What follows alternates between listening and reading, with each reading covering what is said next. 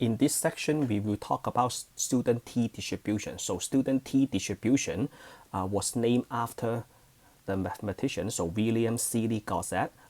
Student is his pseudonym. So because we was working for a brewing company, that company didn't allow him to publish his stuff using his last name, so he ended up using his pseudonym student.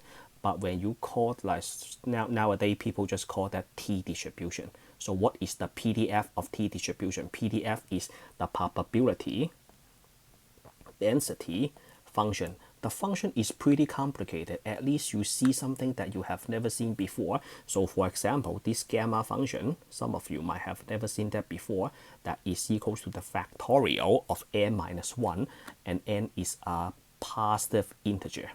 So we have a gamma function in the t distribution, and we also have a v. V is equals to n minus 1, which is called the degree of freedom. The degree of freedom is n minus 1 is equals to the sample size minus 1. And then t is a random variable. So what is a degree of freedom? Degree of freedom is the number of values. So with degree of freedom, we just call this a df. That is the number of values involved in the calculation that can have freedom to vary. So the degree of freedom basically is just n minus 1. Why do we have to subtract 1, not n minus 2, minus 3, minus 10? Well, I will explain that in a minute. But before we get into that, let's take a look at the graph of student t distribution. So we have 3 graphs. Why? Because the graph of t distribution changes depending on the degree of freedom. All right, so let's take a look at the green curve. T distribution n is less than 30. So let's make the name simple. For the curve of t distribution, I will just call that a t curve. Our normal distribution, I call that a z curve. All right, so when the sample size is very small, again, speaking of sample size, when I say sample size, link it to degree of freedom, because degree of freedom is the sample size you take 1 away. So when the sample size is small, the t curve looks like a semicircle. Just look at the green curve. That looks like a semicircle. What if you increase the degree of freedom? Not increase the degree of freedom, you increase the sample size. So the degree of freedom will be increased. So if you increase the sample size, so let's say something close to n, then you have a red curve. So the red curve that looks pretty much similar to the z curve, right?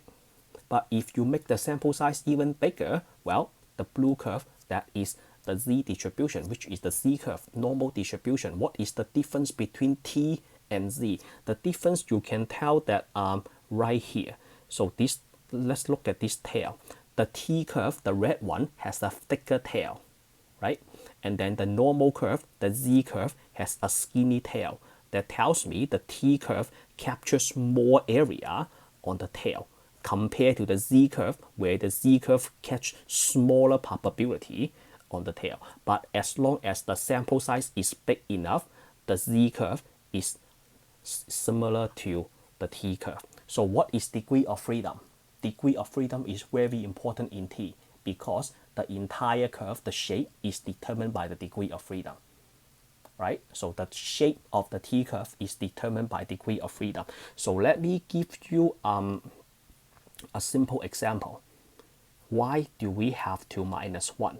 So let's say I ask you to do a little math. So let's say we have a plus b plus c plus d equals to 10. Can you pick a number for a, b, c, and d such that the sum is equal to 10? Easy, right?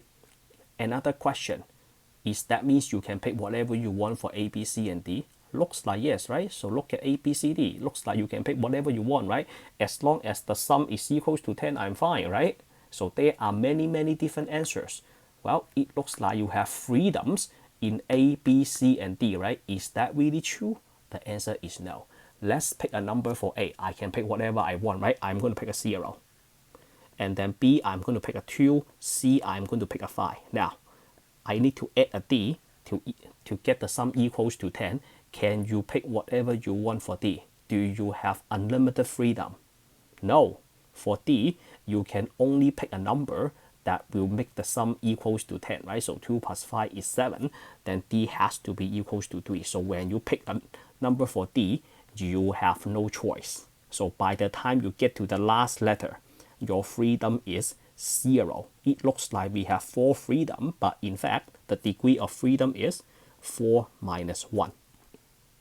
So that's why we have to minus 1. The last selection, no freedom. The rest, you have unlimited freedom. Let's try another one. So let's say you have 7 cars, okay, and you work 7 days. Each day you want to drive a different car to work. So let's name your car A, B, C, D, E, F, and G. You can pick whatever you want. So each have 7 cars, right? But I have a one rule for you. Each car cannot be used twice. So let's say Monday I pick G, so Tuesday I cannot pick G again. So I pick G on Monday, and then the next day I still have freedom. Look, I still have 6 freedom. I can pick whatever I want. I'm going to pick D. And then Wednesday, pick E. Thursday, I pick F. Friday, C. Saturday, I pick B. So when it comes to Sunday, do you still have freedom? The answer is no. On Sunday, you only have 1 car sitting on your garage, right? There is only 1 car. You have no freedom. This is the only car that you can select. So what's the degree of freedom? The degree of freedom is 7 minus 1. So the last day, you have no freedom, only the last day. So that's why the degree of freedom is minus 1, not minus 2. Minus 3, minus 4, minus 5. It's always n minus 1 in T distribution. So back to the Z distribution, what did I do back to the Z distribution? So in the Z distribution, the Z curve, the normal distribution. So last time we have Z equals to what? X bar minus mu divided by sigma over square root of n, right? And then we talk about the normal CDF, the normal CDF to find the area under the curve. If you have the area and you want to find the corresponding Z, then you have to use the inverse norm, right? But what about for T distribution? Let's change color for T distribution. So for T distribution, this is how we standardize. We have T equals to, look, still X bar minus mu, but divided by S over square root of n. Why? Because when you use T distribution, one condition must be met. You have to listen to me right now. Under what circumstances do we use T distribution? We use T when sigma is unknown. You don't know sigma. If you don't know sigma, can you still calculate the Z? The answer is no. It's because something is missing in the denominator. So if sigma is missing, there is no way to calculate Z. If you are not able to standardize your score, don't even think about the probability. So when you solve a problem, the sigma, the population standard deviation, or sigma square, right? If you don't know sigma square, then you don't know sigma. When sigma, the population standard deviation, is unknown, use T distribution. That is the primary reason to use T distribution when sigma is unknown. So if you are taking notes, you are somewhere on your notebook, I want to put this on top of your notebook, nice and big. Again, you use T when sigma is unknown. I don't really care about the sample size. When sigma is unknown, you have to use T. When you use T, the sample size matters because the curve is determined by degree of freedom. So we have to specify that degree of freedom is equals to n minus 1. That is how you do standardization. And then this T distribution, let's use one more name for it. So in the future, I am going to call this a T procedure. And then the Z, I am going to call this a Z procedure. you use Z when sigma is given. You use T when sigma is unknown. Because when sigma is unknown, which number is closest to the sigma? The answer is the sample standard deviation, right? Because sample is taken from a population, so sample is an estimation of the population. So that means S is an estimation of sigma, right? One sample, one population. So that's the standardization formula. Let's take a look at how to find the area under the curve. So we move on to the calculator command. So back in the normal distribution, you use normal CDF, right? For T distribution, you have to use tcdf.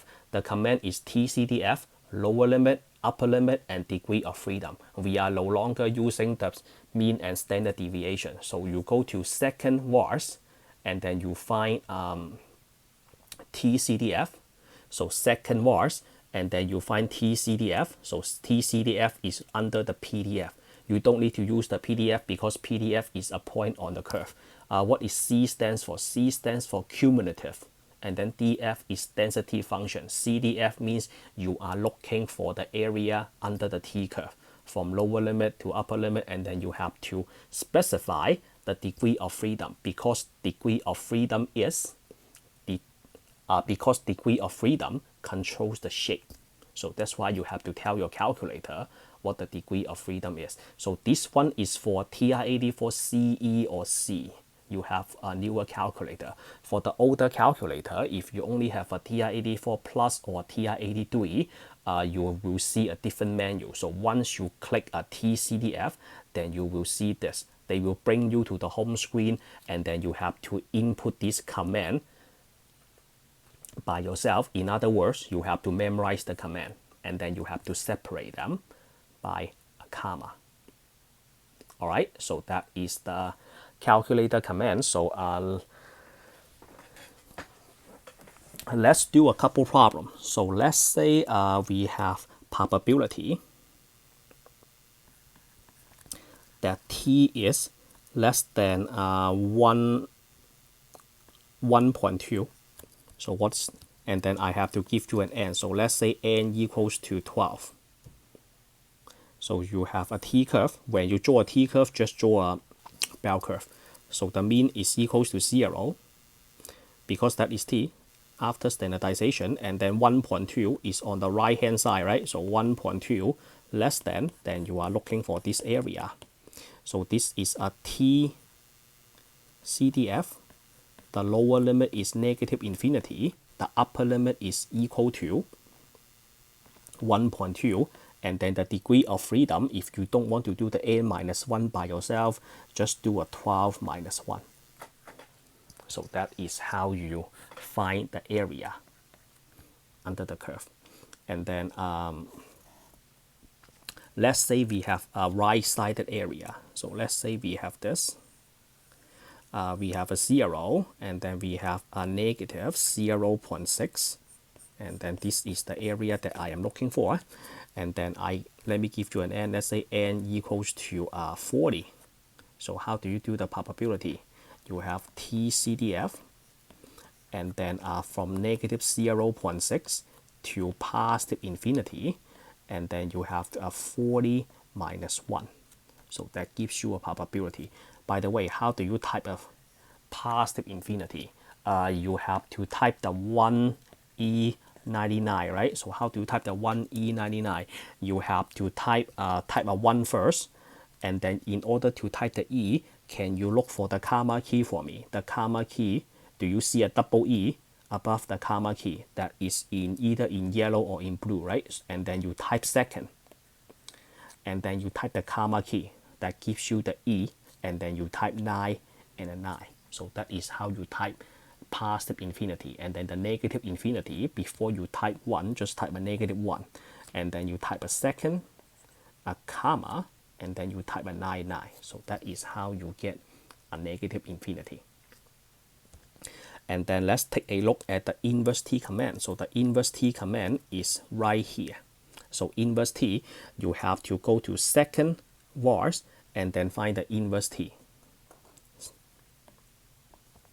what is the inverse t for? The inverse t is I have an area for you. So let's say this is a 0. I have a t. And then this area is probability, right? I give you what the area is. So let's say this is equals to 0.35. I want you to find the corresponding t value for me. So you go to t is equals to inverse t. And then the inverse t is right under the inverse norm. And then you go to, you type the area, 0.35. And then you type the degree of freedom. So I have to give you a sample size. So let's say n equals to 60, for example. This you can either type 59 or you type 60 minus 1. So either you type 59 or you type 60 minus 1. The graph is also symmetrical. So this one will give you a negative. If you want 35% on the right side, simply remove the negative yourself. So let's take a look at the difference between a new calculator and the old calculator. In case you are unable to find inverse t, if you are using a TI-83 plus, there is no inverse t programmed in your calculator. How do you get the inverse t? You have to program that yourself. So speaking of programming the inverse t to your calculator, I will put that on a separate video. But I usually make all the problems doable without using the inverse t because I don't assume all of my students have a TI-84 or above. And you don't want to spend $100 to buy a new calculator just because of the inverse t, right? You don't want to. So save the $100 yourself. Don't worry about it. There is a way to program the inverse t. So let's go back to this problem. So for the new calculator command, you go to second VARS and then you pick inverse t, which is right here. The new calculator, once you click enter, they ask you for an area, the degree of freedom. The area, they assume the area is the left side. They assume the area you input is the left side. And then the degree of freedom, you can either do n-1 or you do the math yourself. All right. And then once you are ready, click place and then click enter again, then you will get a probability. But for the older calculator, the inverse t, you have to input the two numbers and then separate them by a comma. You have to do this all by yourself. The calculator is not going to do it for you. Again, the benefit of the new and the old is the new walk you through everything. The old calculator, you have to memorize everything by yourself. Okay, so that's the difference between the new calculator and the old calculator. Speaking of the left area, is the t positive or negative? All right, so I don't know what's on your homework or on your exam.